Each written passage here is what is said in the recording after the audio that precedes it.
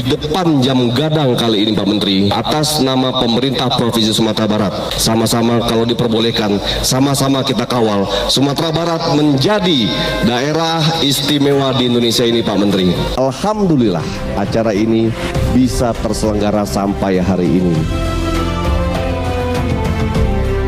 Pak Menteri, kisah-kisah perjuangan di Sumatera Barat ini, khususnya di Kota Bukit Tinggi, izinkan kami Pak Menteri, saya rasa kalau kita bicara sejarah Kota Bukit Tinggi dan Sumatera Barat itu tidak akan ada orang-orang yang pernah bisa membantahnya.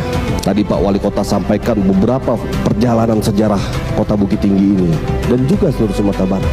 Kota ini yang pernah menjadi ibu kota. Izinkan kami Pak Menteri, di depan jam gadang kali ini Pak Menteri, atas nama pemerintah Provinsi Sumatera Barat, sama-sama kalau diperbolehkan, sama-sama kita kawal Sumatera Barat menjadi daerah istimewa di Indonesia ini Pak Menteri.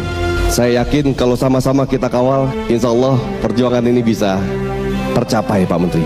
Juga mendukung usulan dari Pak Wakil Gubernur, tapi usulan ini harus serius, karena menurut saya sangat pantas. Yang pernah menjadi ibu kota negara Republik Indonesia itu tidak banyak. Selain tentu Jakarta, Yogyakarta, dan juga Bukit Tinggi.